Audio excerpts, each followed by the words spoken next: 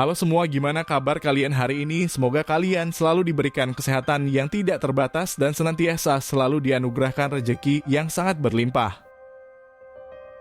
Pada kesempatan kali ini saya akan menceritakan sebuah kisah yang sempat menggemparkan jagat maya dan menjadi perbincangan hangat di berbagai media sosial.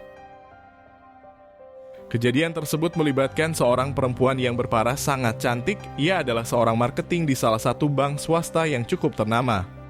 Akan tetapi sayangnya ia harus menerima kenyataan pahit di hidupnya. Semua hadir di waktu puncak karirnya sedang naik setelah melewati banyak rintangan berliku sebagai seorang janda. Kejadian tersebut bermula dari keputusan yang kurang bijak dari rekan kerjanya. Ia nampaknya terdorong untuk memiliki barang berharga milik si perempuan. Apalagi kondisinya sedang menghadapi hutang piutang dengan nilai yang cukup besar dan tekanan dari para penagih membuatnya menjadi lupa diri. Di sebuah momen yang telah direncanakan, ia kemudian menyalakan mobil milik perusahaan untuk menjemput rekan kerjanya tersebut. Saat itu si perempuan tidak mengetahui maksud terselubung dari perjalanannya itu. Hingga tepat di sebuah jalan penghubung kota, terjadi perdebatan di antara keduanya. Si pria meminta beberapa perhiasan yang dikenakannya, dan si perempuan menolak karena merasa haknya harus diperjuangkan. Situasi pun berubah di luar kendali dan keputusan yang diambil pria itu akhirnya membawa penyesalan yang begitu dalam.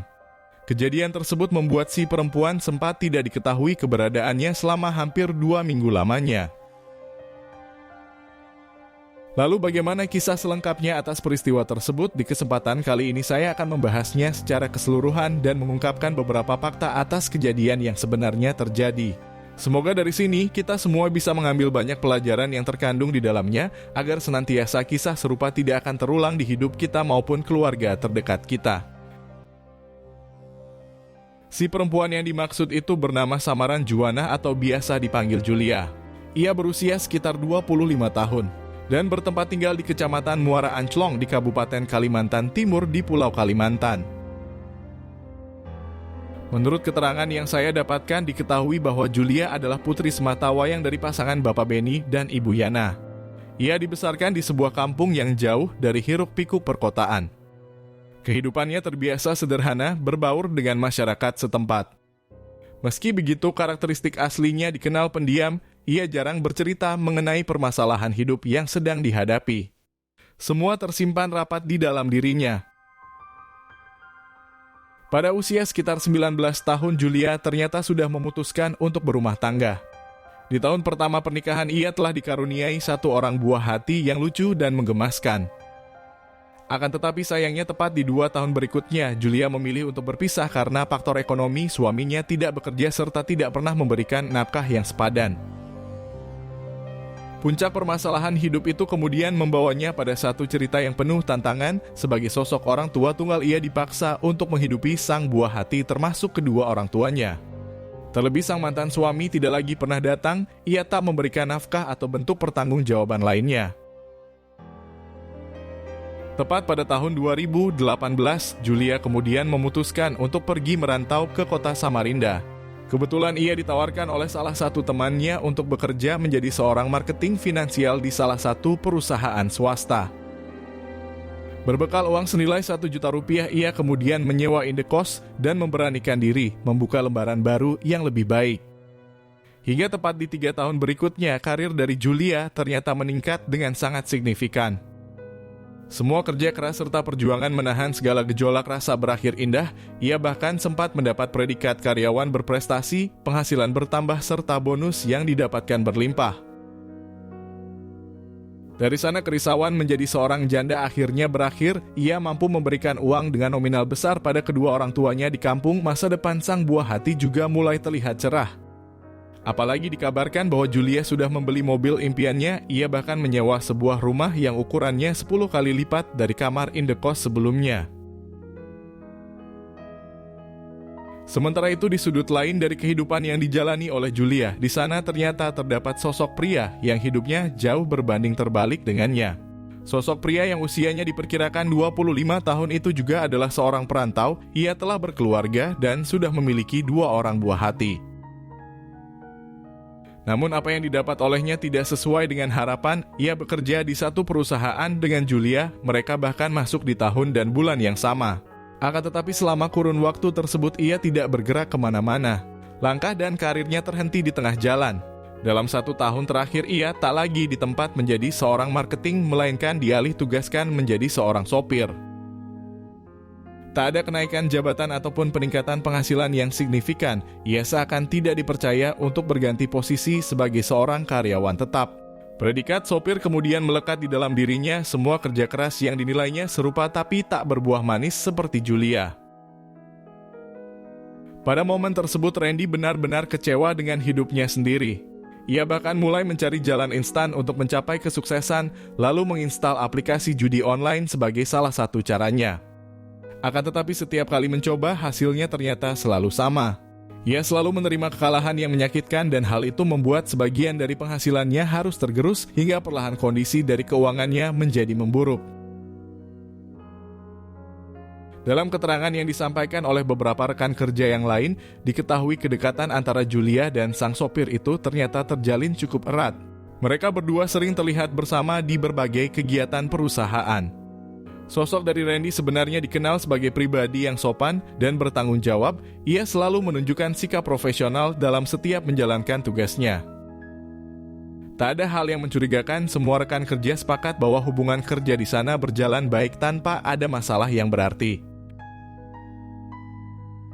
Namun sisi lain dari seorang manusia memang tak selalu sama di dunia nyata, sebab hati dan pikiran letaknya tertutup.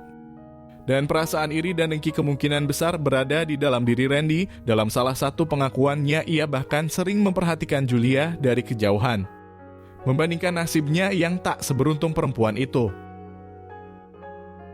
Dan sekitar beberapa minggu terakhir, Randy ternyata sering memperhatikan penampilan dari Julia yang tampak selalu rapih dan berkelas. Ia kerap melihatnya memakai pakaian yang anggun, ada beberapa perhiasan yang cukup mencolok di bagian tubuhnya, sebuah siluet yang menegaskan kesuksesan dan peningkatan karir. Ponsel yang digunakan oleh Julia juga adalah keluaran terbaru, sebuah gadget yang ditaksir memiliki harga belasan juta rupiah. Dan di tengah segala keresahan hati yang dirasakannya, Randy kemudian mulai menyadari bahwa hidupnya semakin terpuruk. Ia faktanya memiliki sejumlah tanggungan hutang dengan nominal yang cukup besar. Sebagian besar dari pinjaman itu justru digunakan untuk hal-hal yang membawanya semakin terpuruk. Seiring berjalan waktu, tekanan itu kemudian kian menghimpitnya. Tuntutan dari sang istri yang berharap kehidupan mereka bisa seperti semula membuat pikirannya semakin tidak menentu. Ia merasa kehilangan arah dan kendali atas dirinya sendiri, seolah dunia tak lagi memberikan kesempatan untuk bangkit. Hingga akhirnya perasaan iri dan dengki yang tumbuh di dalam hati perlahan menguasai pikirannya. Dari sanalah muncul niat yang seharusnya tidak pernah ada. Sebuah rencana yang lahir dari keputusasaan. Dan tanpa disadari semua itu tertuju kepada Julia, sosok perempuan yang selama ini diam-diam menjadi pusat perhatiannya. Menurut keterangan yang saya dapatkan, permulaan dari kisah tersebut tercipta ketika Randy mengajak Julia untuk menemui salah satu calon nasabah. Saat itu ia mengatakan bahwa orang yang akan temui adalah seorang pengusaha besar. Sosok itu sangat tertarik untuk membuka rekening investasi di perusahaan mereka. Dan jika Julia bersedia untuk menjalankan tugas tersebut, maka otomatis komisi yang akan diterimanya bernilai fantastis. Di momen tersebut Julia tentunya tidak melewatkan kesempatan itu. Ia menyetujui ajakan Randy pada pekerjaan tersebut. Meski ia sempat ragu sebab baru kali ini Randy berlaku baik padanya, terlebih mau berbagi komisi, padahal kesempatan meminang nasabah itu juga bisa saja didapatkan olehnya. Singkat cerita, di hari yang telah ditentukan, Randy kemudian pergi menjemput Julia dengan mengendarai mobil perusahaan. Namun sebelum tiba di kantor, ia sempat berhenti terlebih dahulu di toko swalayan. Di sana ia membeli perlengkapan untuk memperlancar aksinya. Semua telah coba dimatangkan termasuk di dalam dirinya. Sekitar setengah jam berikutnya, Randy dan Julia akhirnya bertemu. Mereka berdua menaiki mobil perusahaan yang sama. Randy duduk di kursi pengemudi sementara Julia duduk di sampingnya dengan membawa beberapa berkas penting untuk urusan pekerjaan. Di awal perjalanan semuanya tampak berjalan normal. Tidak ada tanda-tanda mencurigakan dari sikap Randy. Julia pun terlihat tenang, ia sibuk memeriksa data di ponselnya dan sesekali memperbaiki posisi duduknya, bersiap untuk mempresentasikan produk kepada calon nasabah yang disebut Randy sebelumnya. Dalam penuturan yang disampaikan oleh Randy, di menit-menit awal mereka berada di dalam mobil, keduanya sempat berbincang ringan mengenai pekerjaan dan target kantor. Randy bahkan berusaha mencairkan suasana dengan gurauan kecil agar Julia merasa nyaman. Semua tampak seperti perjalanan kerja biasa tanpa sedikit pun firasat bahwa ada sesuatu yang berbeda di balik ketenangan tersebut. Namun tepat di pertengahan jalan yang menghubungkan dua daerah, Randy tiba-tiba saja memberitahu Julia bahwa pertemuan dengan calon nasabah dibatalkan secara mendadak. Ia pun memutuskan untuk berbalik arah dan mengantarkan Julia kembali pulang. Jalanan yang mereka lalui tampak lengang, hanya sedikit kendaraan yang melintas. Di tengah suasana yang sunyi itu, Julia tampak memandangi jendela, sementara Randy justru terjebak dalam pikirannya sendiri.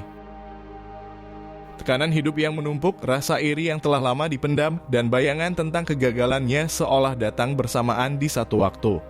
Pikiran Randy mulai dikuasai oleh emosi yang tak terkendali hingga membuatnya mengambil keputusan yang tidak semestinya, keputusan yang lahir dari keputusasaan dan hati yang sedang bingung. Kejadian itu berlangsung sekitar pukul 9 malam di tengah suasana jalanan yang sepi dan gelap tanpa banyak kendaraan yang melintas. Randy kemudian mengambil perlengkapan yang sebelumnya sempat ia beli di toko swalayan. Dan pada saat itu pikirannya benar-benar kosong. Ia sudah tidak lagi mampu mengendalikan diri. Hingga akhirnya sesuatu yang tidak seharusnya pun terjadi. Julia sebenarnya sempat berusaha melindungi diri. Ia berteriak sekuat tenaga sambil mencoba membuka pintu mobil yang terkunci rapat. Namun usahanya tak membuahkan hasil. Tenaganya kalah jauh dari Randy yang saat itu dikuasai oleh emosi. Semua terjadi begitu cepat dalam situasi yang tak lagi bisa dikendalikan oleh siapapun. Sekitar setengah jam berikutnya, mobil dari Randy kemudian berhenti di pinggir jalan. Di sana ia sempat bingung setelah apa yang sudah terjadi.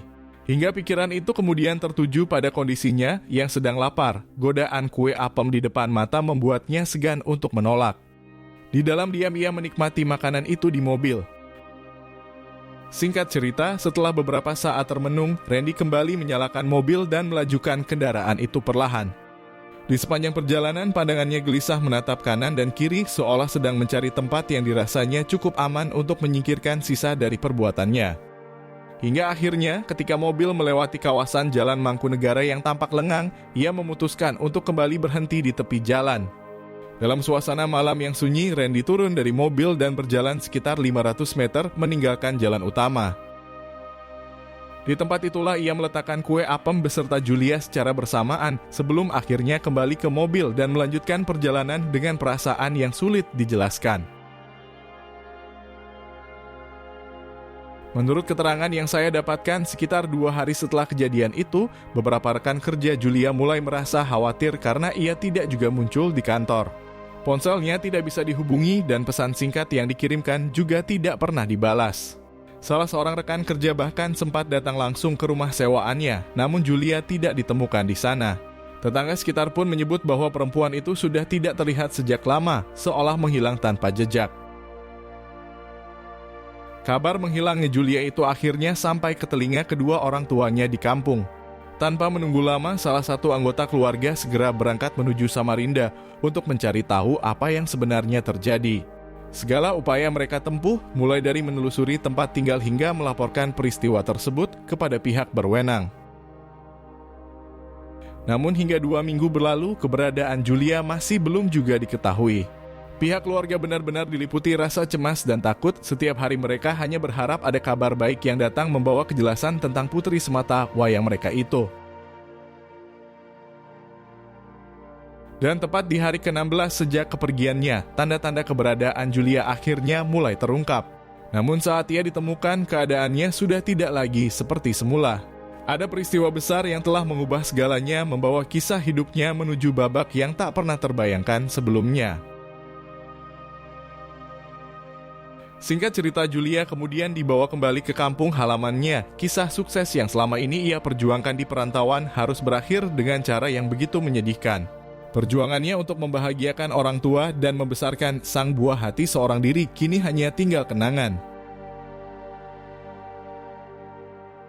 Menurut keterangan yang saya dapatkan, keberadaan Randy akhirnya berhasil ditemukan setelah melalui proses pencarian yang cukup panjang. Ia diketahui bersembunyi di sebuah daerah terpencil yang jauh dari pusat kota.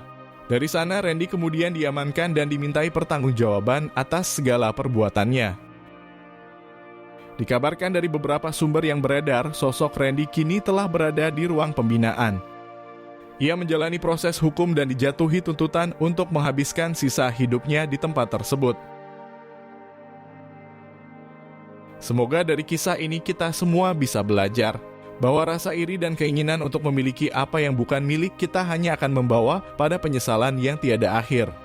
Dan seberat apapun tekanan hidup yang kita rasakan, jangan pernah membiarkan emosi menguasai akal sehat.